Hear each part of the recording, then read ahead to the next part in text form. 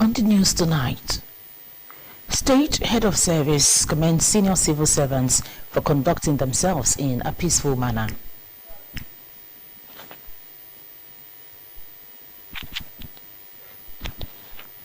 Retired police officers stage peaceful protests. Nigeria Medical Association vows to embark on nationwide strike. Abroad, Japan ruling coalition lost majority in parliament. Hello, good evening. Thank you for joining us on Delta Television News tonight. My name is Onome Yaroe. Members of the Association of Senior Civil Servants of Nigeria have been commended for conducting themselves in a disciplined and peaceful manner in the state. The State Head of Service, Dr. Mininim Oseji, gave the commendation when she received executive members of the association in Asaba. While appreciating the workers' double roles as union leaders and civil servants, Dr. Oseji advised them to remember that the civil service was a rule-based system that must grow by the sacrifices they made. The HOS promised to carry the senior civil servants along by involving them in her activities, as senior officers had been part of her reform programs all along. The chairman of the union, Mr. Martin Bolum, congratulated the head of service on her appointment and pledged the body's support in ensuring that the reforms and new approaches in running the affairs of government were complied with.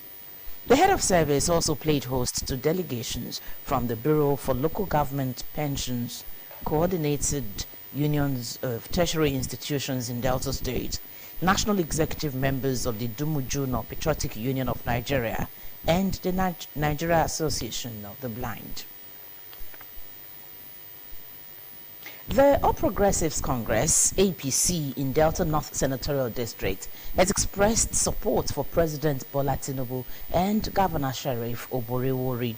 This came at a meeting presided over by the State Deputy Governor, Monday Onyeme, held at Bojiboji Owa in Ika Northeast local government area. The member representing Ika Federal Constituency in the House of Representatives, Honorable Victor Nwokolo, moved the motion of support, with the majority leader of the State House of Assembly, Honorable Emeka Nwobi, seconding it. Delta North Senatorial District Chairman of the APC, Ogbueshi Adizwe Eluaka, emphasized that as the Deputy Governor of the state, Sir Monday Onyeme was the leader of the party in the district. Sir Onyeme expressed joy at the turnout of members, saying he was encouraged by the attendance, which showed the unity of the party in the district. The Deputy Governor said the people were ready to take the APC to greater heights in Delta North, adding that the gathering was not just symbolic, but a statement of purpose and determination. The immediate past governor of the state, Senator Ifeanyi Okowa, and the state chairman of the party, Elder Omeni Sobotie, in their remarks, urged the people to remain united for the APC to remain strong in the district. Also in attendance at the meeting were Right Honorable Victor Ocheyi, Honorable Pascal Adigwe, Honorable Doris Ubo, Chief Nkemo Kwofu, Elder Moses Idu, and Sir Chamberlain Dunko, among other elders and leaders of the party. Some retired police officers today staged a protest at the entrance gate of the National Assembly in Abuja. The protesters are demanding their removal from the contributory pension scheme. The demonstrators, comprising elderly ex-police personnel, held placards and chanted solidarity songs as they stood in the morning rain, insisting that their welfare and dignity had been neglected for too long. Despite the cold, the retirees stood firm, vowing not to leave until their concerns were addressed by the leadership of the National Assembly. Security operatives were seen monitoring the protest to prevent any breakdown of law and order. Nigeria's Inspector General of Police, IGP, Mr. Kayode Betokun, has directed state and federal capital territory FCT police commissioners to ensure maximum security during a nationwide protest staged by retired police officers demanding their removal from the contributory pension scheme.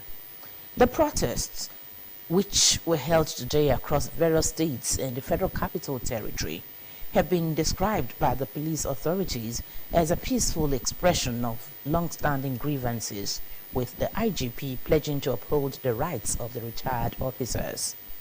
In a statement released yesterday by the Force Public Relations Officer, Mr. Olumuyiwa Adejobi, instructed officers to show utmost respect to their retired colleagues, safeguard public order, and ensure no hijack of the protest by political actors or criminal elements. Mr. Adejobi warned against the dissemination of misinformation and what he described as attempts by some individuals to politicize the protest and manipulate public sentiment against the federal government. The demand to opt out of the contributory pension scheme, which the retirees argue leaves them financially vulnerable, is not new. According to Mr. Adejobi, successive police chiefs have backed the agitation, but legal and financial obstacles have stalled the progress. The IGP also instructed all commissioners to mobilize intelligence and operational resources to ensure the protests remain peaceful, particularly in areas where formal notice had been received.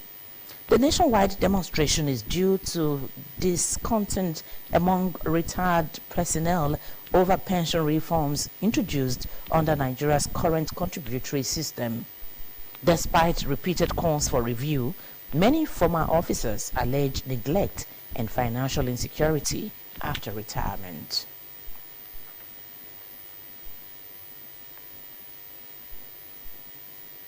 As the 21-day ultimatum given the federal government by the Nigeria Medical Association, NMA, draws to a close on Wednesday, the body has warned that it will ground medical services nationwide if the government fails to meet its demand. NMA President Professor Bala Audu, who confirmed this to newsmen, said the association was prepared to take decisive action should the government fail to respond adequately to its demand. Professor Audu stressed that the doctors' demands were critical to the survival of the nation's healthcare system and the welfare of medical professionals across the country.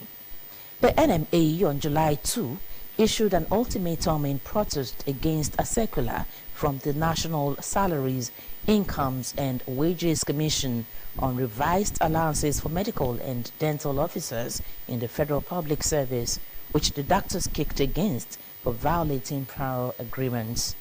The body said the circular contained provisions that were not mutually agreed upon and which undermined the remuneration and welfare of medical professionals.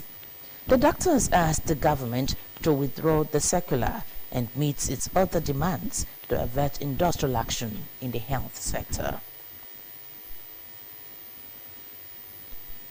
The Civil Defense, Correctional, Fire and Immigration Service Board, CDCFIB, says the online portal for its recruitment exercise has been reopened.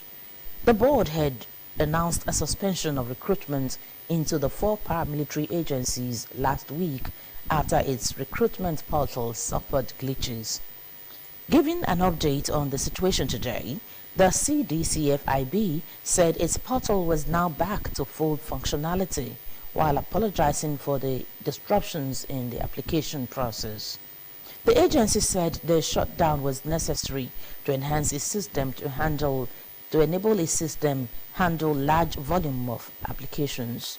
The organization also urged applicants who successfully initiated their applications to retrieve and complete them beginning today. The board assured applicants that it was working to rectify issues regarding missing or unlisted local government areas on the portal.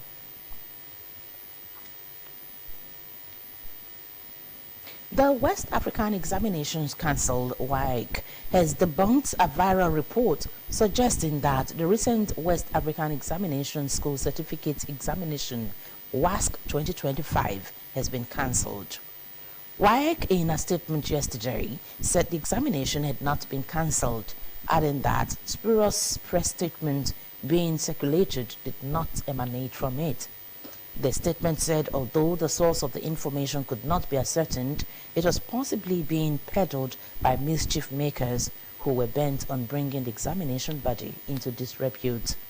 It stressed that all information from the council was disseminated via its official and verified social media handles, as well as accredited media platforms across the country. The statement urged the council stakeholders and the public to disregard the said publication. Believers have been encouraged to build a solid relationship with God in order to enjoy the physical manifestation of His reign of abundance. The minister in charge of the Redeemed Christian Church of God, King of Righteousness Parish, Pastor Don Nwokocha, gave the exhortation at the DBS Asaba weekly prayer meeting. Mora Isopa reports.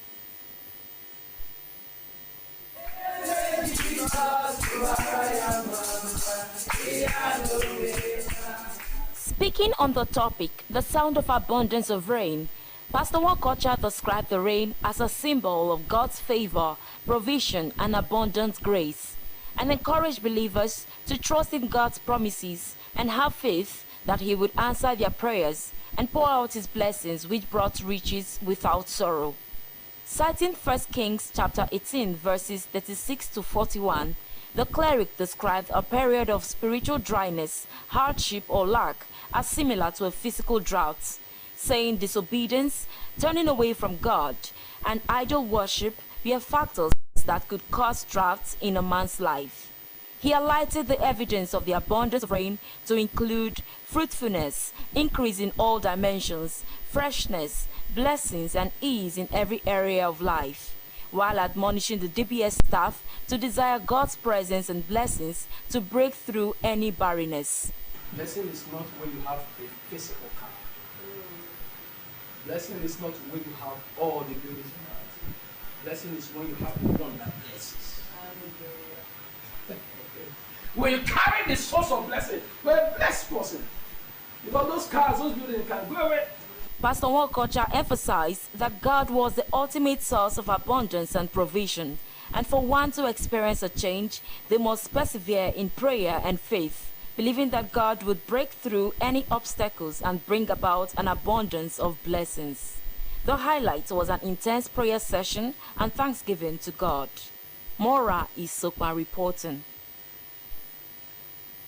You're watching the Delta Television main news. Still to come, Japan ruling coalition lost majority in parliament. Details of this and other reports shortly after this break. Please stay tuned.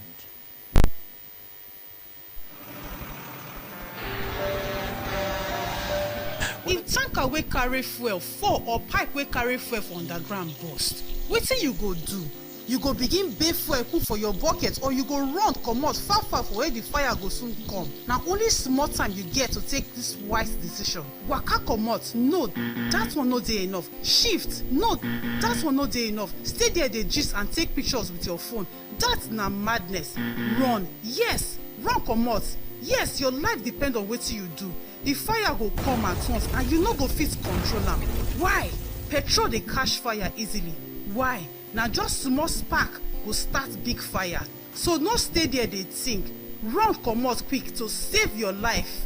No throw away your life away because of say you wan pack petrol. Take this advice. This informate na from Public Enlightenment Office, Delta Broadcasting Service, Asaba.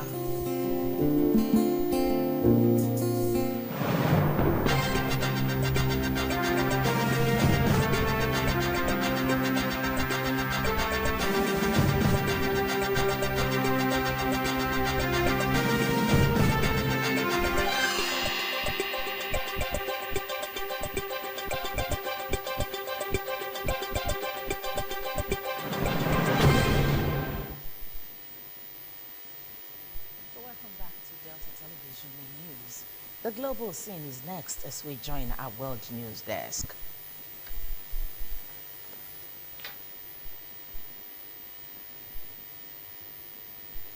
Japan's ruling coalition has lost its majority in the country's upper house, but Prime Minister Shigeru Ishiba has said he has no plans to quit. Voters went to the polls yesterday for the tightly contested election being held at the time of frustration at the coalition of Liberal Democratic Party (LDP) and its junior partner Komeito over rising prices and the threat of US tariffs. Speaking after polls closed, the Prime Minister said he solemnly accepted the harsh result, but that his focus was on trade negotiations. Having already lost his majority in Japan's more powerful lower house last year, the defeat will undermine the coalition's influence. The ruling coalition needed 50 seats to retain control of the 248-seat upper chamber. It ended up with 47. The Constitutional Democratic Party, the main opposition, came in second with 22 seats. Half of the seats in the upper chamber were being voted for in yesterday's election, with members elected for 6-year term. Shinzo Abe was formerly the leader of the LDP and was Japan's long-serving prime minister in office twice between 2006 and 2007, and 2012 and 2020. Fire services officials said at least 19 people were killed as a Bangladesh Air Force training aircraft crashed into a college and school campus in the capital city of Dhaka today. A plastic surgery told reporters that more than 50 people, including children and adults, were hospitalized with burns. The incident occurred at the Marston School and College in Dhaka's northern area of Uttara. Videos of the aftermath of the crash showed a big fire near a lawn, emitting a thick plume of smoke into the sky as crowds watched from a distance. Firefighters sprayed water on the mangled remains of the plane, which appeared to have rammed into the side of a building, damaging iron grills and creating a gaping hole in the structure. Visuals also show people screaming and crying as others try to comfort them. The incident comes a little over a month after an Air India plane crashed on top of a medical college hostel in neighboring India Ahmedabad city, killing 241 of the 242 people on board and 19 on the ground, marking the world's worst aviation disaster in a decade. It's time to join our business news desk for happenings in the business sector.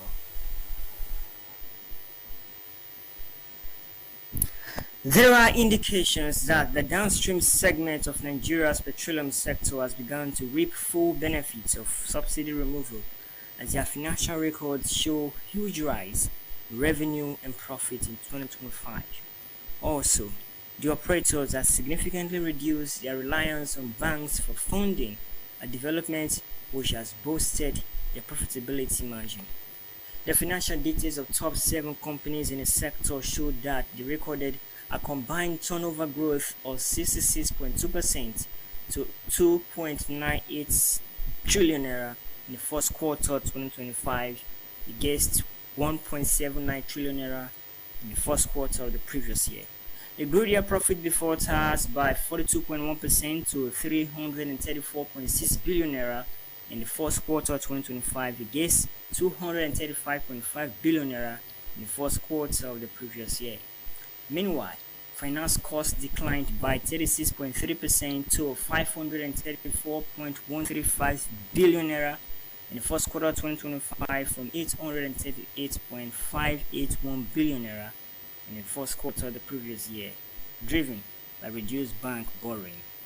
Market analysts and economy experts have attributed the impressive performance recorded by the sector to deregulation policy, which positive impact outweigh negative impact of high cost of funds driven by monetary and fiscal policies.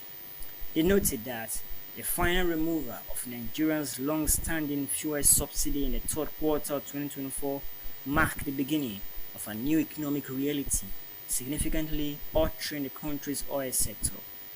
The companies covered by financial experts include Seplant Energy PLC, Total Energies PLC, Etana PLC, MRS Oil PLC, Aradel PLC, Owando PLC, Kun Oil PLC. The financial report of the firms shows that borrowings reduced by 16.2% to 2.074 trillion naira in the first quarter 2025 from 2.474 trillion naira in the first quarter of the previous year. In another development, the Enugu State Electricity Regulatory Commission has issued a new tariff order to Main Power Electricity Distribution Limited, reviewing electricity costs for Band A customers from 209 naira per kilowatt to 160 naira per kilowatt effective August 1, 2025. Main Power is a utility that succeeded Enugu Electricity Distribution Company after the state got the approval of the Nigeria Electricity Regulatory Commission to control its electricity market. The new tariff was obtained in the Enugu Commission's order number EERC 2025/003 entitled Tariff Order for Main Power Electricity Distribution Limited 2025 and was issued by the Commission yesterday. EERC had predicted its action on the Enugu State Electricity Law 2023, which empowers the Commission to regulate the activities of operators in power generation, transmission, and distribution in and exclusively for the state. The Nigerian Meteorological Agency, NIMET, has released a fresh 3-day weather forecast, warning of thunderstorms and varying in intensities of rainfall across major regions of the country from today to Wednesday. The forecast, issued on NIMET's official X platform, indicated that both the northern and southern parts of Nigeria, along with the central region, would brace for unsettled weather marked by storms, moderate rains, and strong winds. For the central region, NIMET predicted cloudy conditions in the mornings with increased chances of thunderstorms as the day progresses. The agency had earlier predicted cloudy skies to be accompanied by isolated thunderstorms, likely over Niger State during the early hours of yesterday. Tomorrow, the morning will remain mostly cloudy, while the afternoon to evening periods are expected to witness moderate rainfall across the FCT, Plateau, Niger, and Kwara. By Wednesday morning, thunderstorms and rains are forecast for Katsina, Kano, Bauchi, Sokoto, and Taraba, with more storms expected later in Yobe, Jigawa, Kaduna, Borno, and Kebbi. The central states, particularly FCT, Plateau, Niger, and Kwara, will experience cloudy mornings and moderate rainfall during the afternoon and evening periods.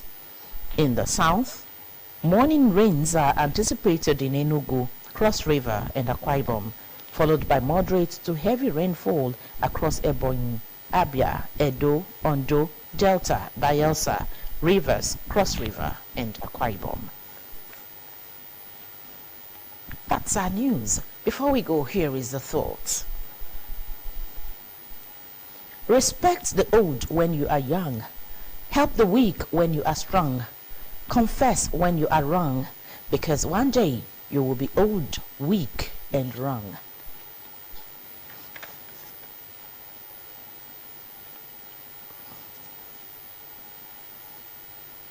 To end Delta Television main news, here is a recap of the major stories. Members of the Association of Senior Civil Servants of Nigeria have been commended for conducting themselves in disciplined and peaceful manner in the state. The state head of service, Dr. Minimim Oseji, gave the commendation when she received executive members of the association in Asaba. Some retired police officers today staged a protest at the entrance gate of the National Assembly in Abuja. The protesters are demanding their removal from the contributory pension scheme. And as a 21-day ultimatum given the federal government by the Nigerian Medical Association (NMA) draws to a close on Wednesday, the body has warned that it will ground medical services nationwide if the government fails to meet its demands. NMA President Professor Bala Audu, who confirmed this to newsmen, said the association was prepared to take decisive action should the government fail to respond adequately to its demands. So much for Delta Television main news. On behalf of the news editor and the production team, I am Onome Iyaroe. Thank you very much for watching. Do have a beautiful night rest.